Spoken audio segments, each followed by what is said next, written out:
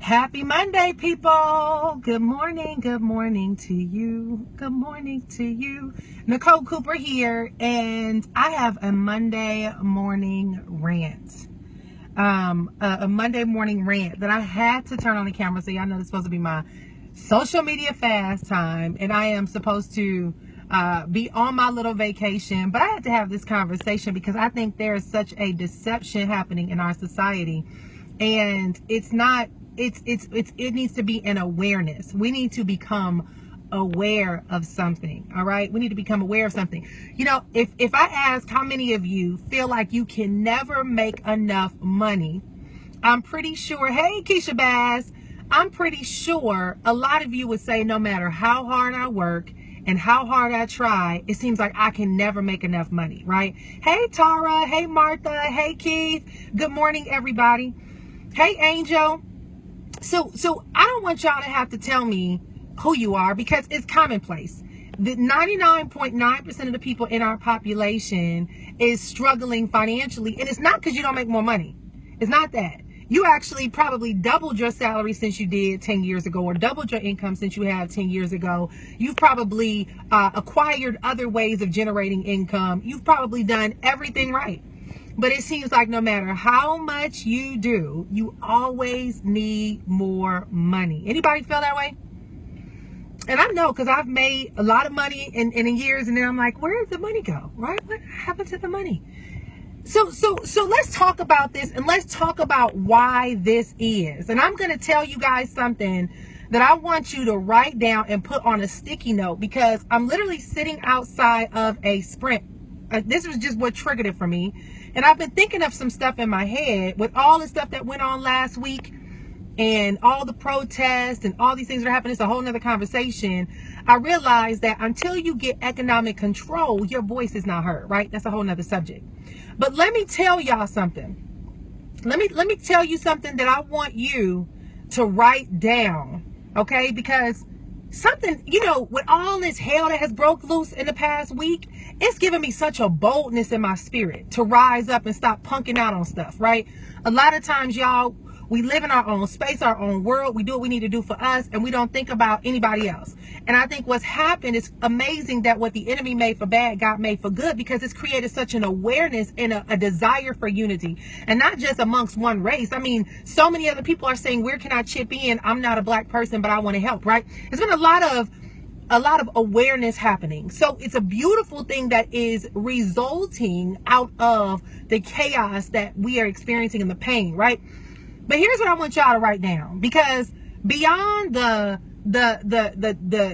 deception and challenges that are happening, that while we're protesting, there is an economic deception. All right, there is an economic deception, and I want y'all to write this down. Okay, here's what I want you to write down. Consumerism is the enslavement to your destiny. Okay. Consumerism is the enslavement to your destiny. What does that mean? That means if you live your life in the bracket of being a consumer, you will always be financially strapped, which means that you will always be in a position of desperation, which means that you will not be available mentally, spiritually, or physically to accommodate or walk out your purpose in life. It just is what it is, right? If I ask any of you guys why you're not doing what it is that you know God has called you to do, what he's raised you to do, what he's given in your spirit to do, what he's assigned you to do, what you have the vision to do, the first thing that's probably going to come out of your mouth is, I can't afford it. I got a job. I got to work. I got to pay my bills. I don't have the time. I don't have the money, right? We're going to have something that's going to trigger the idea that I don't have the ability or capacity to invest in this assignment in my life because I am preoccupied trying to pay bills as a consumer. So I'm going to repeat that. Consumerism is the enslavement to our destiny. Me too. Me too. And I'm going to tell y'all where I'm going with this in a second. So here I'm literally sitting outside of a Sprint office. So it's a Starbucks here, right? And it's a Sprint right there, okay? So So last week I sat down and I wrote down every bill I paid, because in the internet marketing industry, for all my internet marketers out there, y'all know we pay like 50,000. We pay for 50,000 tools, right? From Aweber to MailChimp to Wistia to TechSmith to WP Engine to Libsyn to, I mean, I got a gazillion tools that I pay for. And I realized I got 3 different merchant accounts. I got 2 different hosting sites. I got 3 different email accounts. I had all these duplicate accounts that needed consolidation, because I want to get my overhead down, because I've written down some financial goals that I want to reach. I read the book called Self-Made by Nellie Galan. Please go buy that book.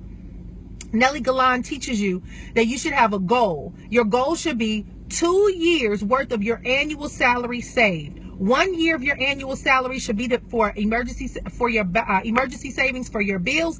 The other 1 year annual salary should be for investments. All right. She's the one that I've been posting where she says, don't buy shoes, buy buildings. Right. So I've been reading Nellie Galan's book. I've been studying what she's been teaching. I've been understanding that I don't care how much money you make. You always live off of a very minimal percentage, and you take the rest of it and you put it in places where you can invest, and you put it in places where you can save. You put it for emergency. You put it where it's going to work for you. And I realized I've screwed up in so many different ways that I have to be more conscientious of where my money is going, right? So I went through my cell phone bill. Now I've just been cutting checks for this bill for years. You're talking 10, 15 years, right? And last year we went and bought phones, and my husband wanted a new phone too. The man kept trying to talk me into paying a payment on the phone. I'm like, if I don't want to pay a payment on a car, why am I going to pay a payment on the phone? How much is the phone? Tell me how much the phone is. I'll just drop cash. Don't give me no bills on no phone. I don't want no bills on the phone. So the dude, I mean, he spent about 30 minutes trying to convince me why I should pay a payment on the phone. I was like, dude, I got the money. How much is the phone? It was like $500, $600, maybe $700. Okay, no problem. Boom, take the money, pay for cash, right? I just didn't get it. I'm like, who pays payments on the phone? Why? Anyway, moving forward. My husband decides, we were in Florida. By the time we get to Atlanta, my husband decides he wants a new phone too. So he gets a new phone. Well, I don't want to drop $700 on his phone. He's talking to the man on his own, and we end up getting payments on the phone. So long story short, I'm going through my bill and I'm seeing this payment for the phone on my bill, right? Then I go through and I do the calculation of how much I paid for my phone and how much my husband paid for his phone. So I think when it was all said and done, I think I paid $500, $600. Well, I got a 128 gigabyte iPhone 6s. He got like a 64 gig maybe iPhone 6.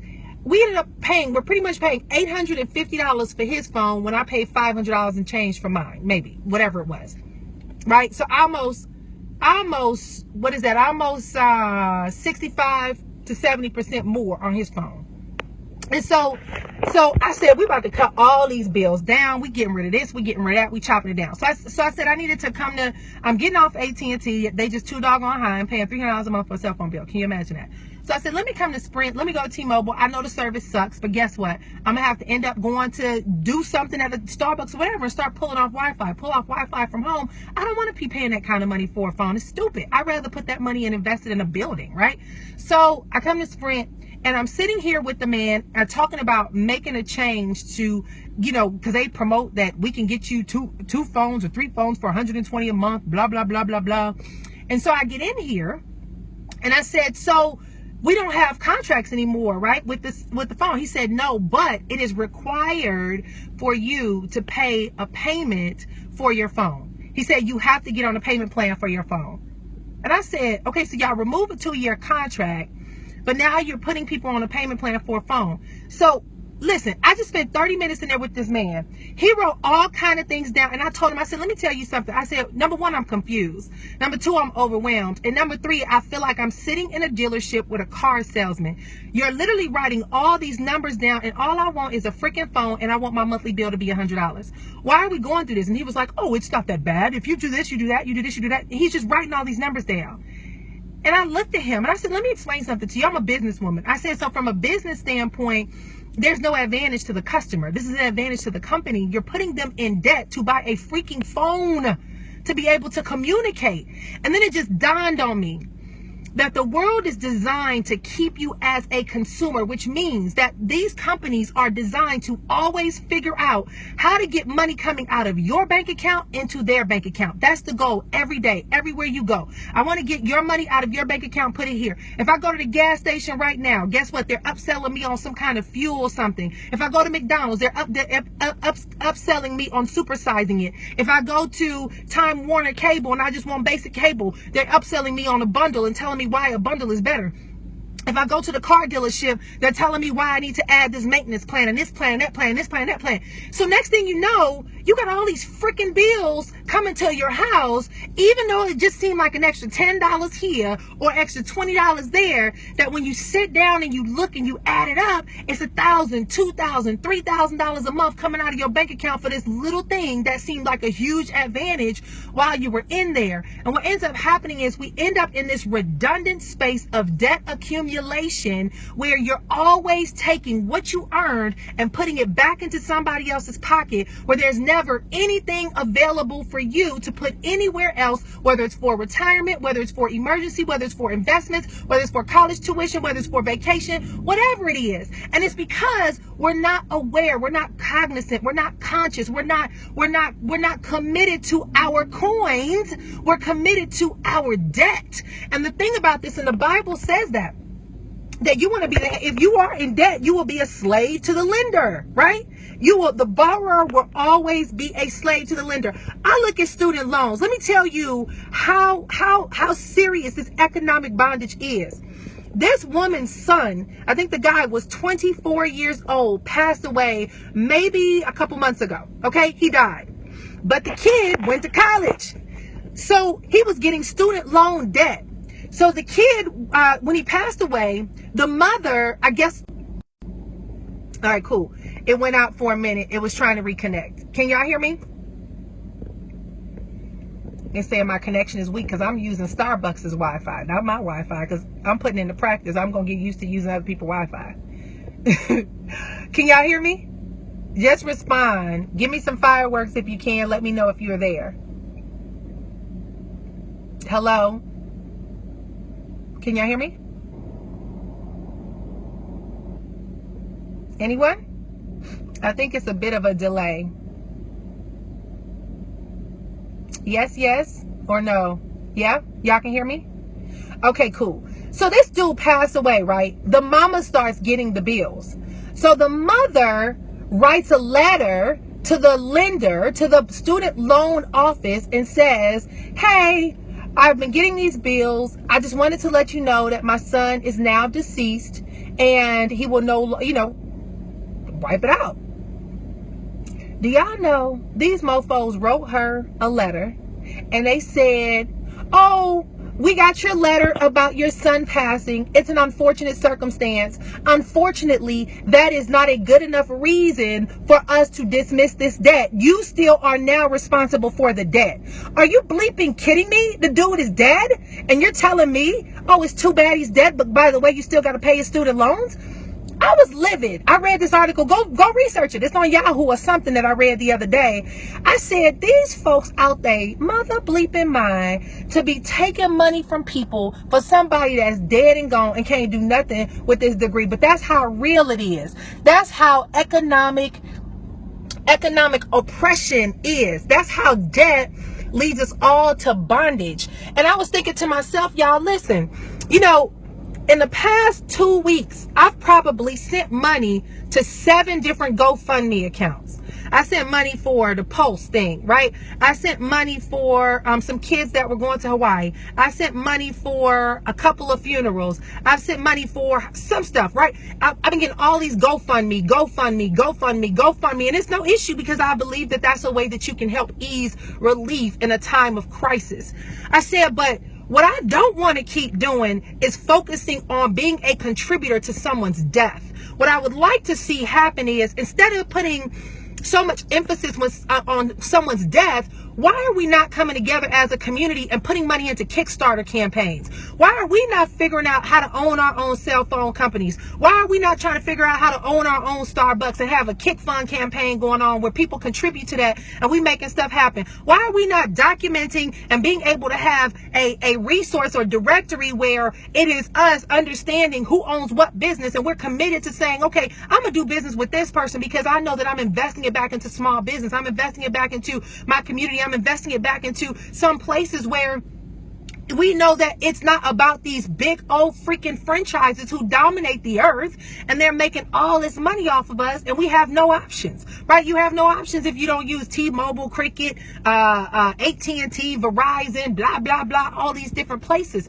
Why are we so committed to the GoFundMe accounts and we're not committed to the Kickstarter campaigns? Yeah, it might be a little $5 here and $5 there, but it will make a big difference if we start becoming producers and stop being consumers. I'm like so pissed off. You know, I look around, I'm seeing construction being built all around me. I'm like, those should be our buildings, right? We should be having our construction companies out there. We should be out there, the ones, you know, having control over the finances to get the loans, to be able to say, oh, I'm going to go ahead and build this big commercial space, or I want to build a co-working space and I'm going to put a coffee shop at the bottom and it's designed all for small businesses or whatever it is.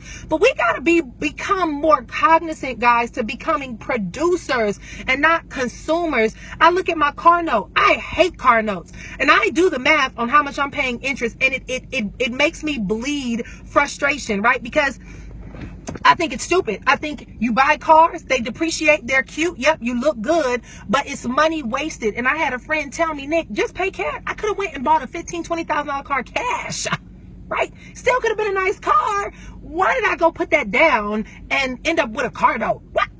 What sense does that make? Why not take that, buy a $10,000 car, take the other $10,000, put it somewhere where you now own some apartment complexes, or you buy some condos or duplex and people renting them and you get paid. Like, what are you thinking? Don't be thinking because you got the money that you in a good place. Become a freaking producer. Stop being a consumer. So I just want y'all to begin to think about this. Like, I want y'all to understand the importance of knowing how to get away from focusing on consumerism and start identifying how you can become a producer. You know, we got to spend money. You can't get away from that, right? You got to buy gas. You got to buy groceries. But hell, find somebody who do coupon classes. Give them $50 a sheet, teach you how to coupon. Take a little extra hour or 2 hours a week and save that money. My cousin is launching a class. Her name is Covey Perry. And if you want to join her class, I'll let y'all know. Pay her $50. Let her teach you. My cousin go into the grocery stores and come out with $100 worth of gas cards. She don't pay for gas. She don't pay for groceries. She don't pay for clothes. She don't pay for nothing. Now, I tell her that's her full-time job. I don't necessarily have that kind of time, but guess what? I give her the money to do that. I told her, I send you the money to you do my shopping. You do all this. I pay for shipping because it's going to save me from dropping $800 to $1,000. Let's see. Okay, here we go. It keeps going in and out. So anyway, I just want y'all to understand that the bottom line is consumerism is the enslavement to your destiny. It is going to keep you away from doing what you need to do, from being freed up for where you need to go, and always feeling like you never have enough. We live in an abundant world, and yes, you can speak every affirmation in a book, but if you don't manifest, if you don't physically manifest those actions to support the opportunity to put yourself in a better financial position, I don't care how many affirmations you do, I don't care how many altars you cry on, I don't care how many times you get slain in the spirit, I don't care how many books you read, I don't care how many posters you got on your walls or chants or how many times you meditate. If you don't take action and start looking at your bills and saying, okay, I'm gonna cut this out, cut that out, I'm gonna put this here, I'm gonna put this there. I have my husband cracking up because when we talk about money, my husband, I tell him, don't worry about it, I'm always stashing. And so whenever something happens, he'll see me go somewhere. I'm like a grandmama. I'll pull something from underneath the mattress or pull something from, outside of underneath the shoe slit or something.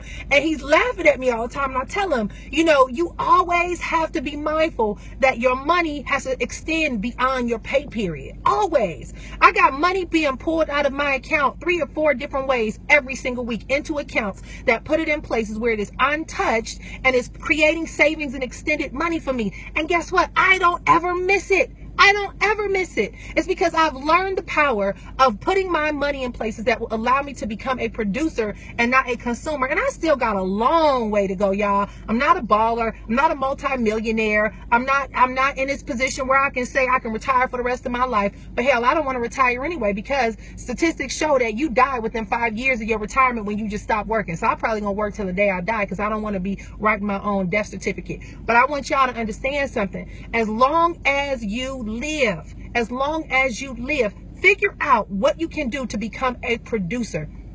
Also, figure out what you can do to support small businesses, support businesses within your community. Stop being so doggone bougie that everything got to be labels. Find people in your community who make clothes, make good clothes, support them. They may have their own online store. Support them. If the quality of the clothes is good, if the prices are good, you know, support them. Get away from always dropping money in the pockets of people who will never come back to contribute it back to you. So that's my rant for this morning. I stood in there with that dude, and he probably, you know, when I first came in, he probably saw this little black girl with these braids in her hair, and when we were done, he was like, "Thank you, Mrs. Cooper, I appreciate your time." You darn right. I told him, y'all, I said, you're not gonna sit here and slave me. I said, I got a goal. My goal is $100 a month, and we're gonna stick to it. You buy one phone, get one free. Oh, I bet you do. But guess what? I can go buy me a phone off of eBay and have no bill. So I'm not worried about buying a phone and getting one free. I'm concerned about having the bare minimum that I need to be able to pick up the phone and let it do what it needs to do, and I keep it pushing, and I keep my money in my pocket. So anyway, y'all, I would recommend, we're going to be having more of these conversations. I actually put my business on hold for a month or so, but we're going to be talking about passive income. All right, passive income. I'm creating a passive income inner circle. I want y'all to go to NicoleSCooper.com, NicoleSCooper.com. When the page folds down to talk about how to create passive income, opt in. Yes, you will get emails from me, but guess what? You need to be in this inner circle, because we're going to talk about ways for you to become a freaking producer and stop being a doggone consumer all the time, always blowing your money, getting excited when you get a raise, getting excited when you get an income tax check, and all you do is go buy a bigger screen TV, or go upgrade your car and get a bigger car note, or go to the store and buy more clothes that don't mean nothing, don't have no value, buy you a label-based purse. You want to know what kind of purse I carry? I carry a purse called DKNY that I got from the outlet that was $350, and it was on sale because somebody brought it back and I got it for $50. It's not Louis Vuitton, it ain't Gucci, and if I buy me a Louis or a Gucci, I'm going to a consignment store, or I'm going to a secondhand store to buy it. And if I buy it, it's because I got a lot of money sitting in my bank account. I can give a hoot about labels. Yeah, these girls look good, they look fly, and they got 1 million likes. But guess what? If their bank account ain't got $1 million, I don't give a flying fart, right? It's about being smart with your money and being in a position, y'all, to stop living your life as a slave to debt and to somebody else's dream. So anyway, I can go on and on and on. As y'all know, I am just like, I'm over it. I'm ready to do something. I'm ready to create a movement. Hell, I got to get my stuff together. I got a lot of debt. Why do I have debt when I've made way more money than the debt that I have? It just don't make no sense. It don't make no sense. But I'm aware now, and it's we working on it. I told my husband we're gonna be slicing. As a matter of fact, if y'all go to passive income, go to NicoleSCooper.com and opt in. I found this little free debt reduction thing where you just put in your numbers and what your debt is, and it tells you how to do the snowball to get rid of your debt, right? All of us need to go check our credit. My credit is screwed up behind student loans. I thought they were being paid, handed it off to my husband's sidebar, and realized that he would pay bare minimum, but he wasn't paying the amount, and it was piling up, and I'm like, hell, I gotta cut them a big check now. But they screwed my credit up. My credit was in the 700s, and because of student loans not getting the full amount when my husband was paying the bills, they screw your credit up. It's a lot of stuff we don't pay attention to. I've heard that some of the most wealthiest people, or some of the doctors and stuff, have the worst credit because we don't pay attention. We're always working. So anyway, all of y'all need to go get y'all credit reports checked. All of us need to look at our debt. We need to identify what our net worth is. Your net worth is how much debt you have versus how many assets you have. You take the debt, the assets minus the debt, and that tells you your net worth. Most of us are in the negative net worth, probably a negative 50,000, 100,000 because of house debt, car debt, student loan debt, whatever. But the goal is to reduce that debt ratio, start getting your assets up and start getting your net worth up so that you have income that is yours, that nobody else can claim. IRS can't claim it, your lenders can't claim it, or whatever. That's your money, and then you can now take that money. You don't have to wait till you get debt free to invest your money. You can start investing it now, but you have a debt free plan. So if y'all go to NicoleSCooper.com, you opt in. I'll send y'all out an email today with this free little download thing, this free little debt reduction calculator that I have, and you guys can get access to it. I'm gonna read the comments. I didn't get a chance. I'm on a rant, y'all, because I think last week and all the stuff that has happened has made us, being an African American woman and understanding that we are trying to vent our frustrations, and we want people to hear us, and understanding that you can march all you want, y'all, but if you don't have no economic power, if you don't do nothing economically, ain't nobody listening. I told my girlfriend the other day, I think it's a great movement, but I said, think about it. What just happened in Atlanta the other day? You had these thousands of people who are on this freeway, but when they left the freeway, I bet you they were hungry. So what happened? They probably all went and got something to eat in the businesses that were right downtown, and they probably had given those companies some of the biggest days of the year because it was so many people and they were hungry. The question is, how many of those were businesses to support the very community that they're fighting for? That's the question mark, right? It has to be economic empowerment. It has to be, it has to be more than screaming and hollering and begging someone to hear your cry. It has to be a movement to say, listen, I ain't giving you my money. That'll get your attention, because we consume, African Americans are the biggest consumers in this country. Go do the math. 1.2 trillion, whatever the heck it is. I don't know, it's trillions of dollars. We are like the number one consumer, and our money spends the least amount of time in our community. African American money stays in their community for 14 minutes. Latinos are about 3 days. Asians are about 2 to 3 weeks. Jews are months where the money stays within their community. And then Caucasians, pretty much it's always in their own community. Right? And it's not to be a racist thing. It's just a reality check. Like, African Americans, your money don't last in your community longer than 14 minutes. After you get paid, boom, you gone. You spending that money, bam, you giving it to everybody else. It doesn't circulate in your community. So it's one thing to cry, it's one thing to protest, it's one thing to be frustrated and pissed off and angry, and you can even loot. But when we loot our own communities. I was a part of the looting of Rodney King. I went to jail for it, honestly. Don't tell nobody, right? I got arrested for looting. I was about 13, 14 years old, right? 1991. I got arrested for looting. I still got a cut on my butt from falling in the glass from the police standing on my back. And I had a Malcolm X shirt when they arrested me, right? Talking about, whatever it is. It was like a Malcolm X Martin Luther King shirt. And he stood on my back and made a comment about the shirt that I had on. We out here looting the stores in our community. Guess what? Most of those stores never came back. The community don't have no businesses to be able to recreate what they burned down. So it's all about economic power, y'all. It's all about economic abilities to take a stand. That's your voice. Your money is your voice. Just like going to a car dealership. If you see a car you like and it's $50,000 and you got cash, you can probably get it for 30. Because you say, hey, I got 30 grand. You can take it now. You can leave it, right? And they say, oh, yes, ma'am, I'll take it. But if you finance it, guess what? You're going to pay $60,000 for that bad boy walking out the door by the time they add everything. And when you look at the interest rate, you done paid $80,000 for the freaking car for all the interest you pay. So it's just a lot of, we got to wake up, y'all. Like, you ain't no baller, right? You ain't no baller. If you don't own nothing outright, you ain't no baller.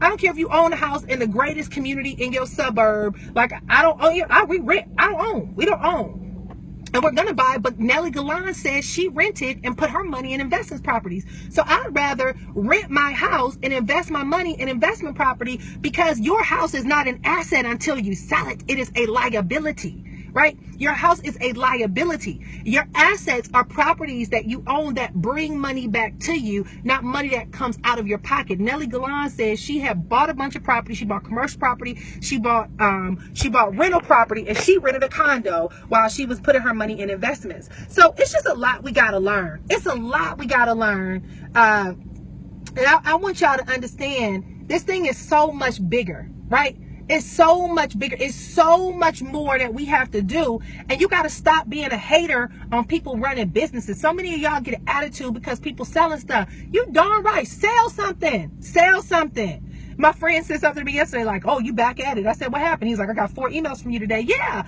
I ran my annual sale this week and get ready. I got a lot of stuff that I'm putting out there. That's all content that's... Please come back. Here we go. Okay, it's going in and out. So anyway, I shared my rant. I'm hoping y'all understand this. Listen, go tag some people. Share this with folks. Put this out there. This ain't no la-di-da message. This is some urgent 911. We need to wake up on some real talk. You know, like for real. Me included. Y'all, tag somebody, share this thing, circulate this, get this video out there, right? We be tagging everybody else for all the nonsense. Put this out there, get it out there for people to be able to see what we're talking about. And y'all, let's change our mindset. Understand, consumerism is the enslavement to your destiny. It is the opposition to your future. It is the opposition to your freedom. If we don't allow ourselves to become producers and not consumers, we will forever live our lives in bondage, enslaved to someone else's dream, never having the freedom or ability to do what it is that we desire to do, called to do, we're born to do, because we're too focused on paying off debt. Time to wake up, y'all. Scale our lives back. Look around and say, okay, what can I cut out so that I can begin to put my money in all the right places? Go get these apps. Go to my website, NicoleSCooper.com/5 financial apps. Y'all need to get all those apps. They're designed to help put your money in the right places, start saving money, even if it's $1 a day. Even if it's $1 a day, you have $365 saved at the end of the year. If it's $10 a week, you will have, what is it, 10 times 3, I don't know. Y'all figure that out. Do something. Have some money to go somewhere to pull from, so that if all else fails, my cousin called me the other day and told me to make a big purchase. I said, nah, dude, I'm keeping my money liquid right now. And if I need to put my hands on my money, it's accessible, right? I ain't making no big purchases right now. It's accessible. I'm not buying a house right now because the economy is already making a shift. November, the economy is going to make a shift. Interest rates may go up, but guess what? Every 7 to 8 years in economic history, our economy goes up and down. It is just the way that it is designed to go, that your properties can depreciate. Everything can depreciate. The market can go down. Whatever. Like, y'all pay attention. Pay attention. Pay attention. Do you feel my fury this morning? Do you feel it? Do you understand it? God, I had to do this. I'm sitting in the Sprint store with this dude. I'm like, dude, y'all bamboozling us to pay a freaking lease on a cell phone? You want me to treat this like a car? Something you never owned? A cell phone? How did we get here? How do we go from needing a bare necessity to freaking leasing cell phones? Paying notes on a cell phone for 24 months. What is that? Anyway, all right, y'all. I have expressed my concerns. Go to NicoleSCooper.com. Opt in. Stay tuned. Passive income, inner circle, coming your way. I think I'm gonna launch it in August. I took the summer off. I need to get my house in order. And stay tuned. Come August, we're going to be back at it, and it's time to make some stuff happen. Thank you, Angela. $10 a day is $3,650 a year. $10 a week is $520 for the week. $10, y'all. Come on. Put some money aside somewhere. Take your coins every day. Put it somewhere. Save it. So anyway, y'all, consumerism is the enslavement to your destiny. Time to stop being a consumer and learn how to become a producer. Have a great an awesome day, but I hope this stirs up something inside of you to make you say, I'm going home and I'm going to figure out what's going on in my household. I'm going to understand every dollar coming in, and I'm going to understand every dollar going out, and I'm about to be on top of my ish. Okay, I'm gonna send y'all this thing, this little spreadsheet database. You're gonna need Google Drive. So if you don't have a Gmail account, A, go get a Gmail account. B, you're gonna need a Google Drive account, and I'm gonna show you guys how to do it when I get home. All right, y'all. Hope this helps somebody. If it did, please share it. Leave a comment below, y'all. I'm so ready. I'm ready to help my people. I'm ready to help y'all. We need mentors to show us the way. We need somebody to teach us. Nobody teaches us this. They teach us to go buy freaking red bottoms and Bentleys and Benzes and get in stupid debt. So we're going to change that. All right. Love y'all. See you later. Have a great day. Bye.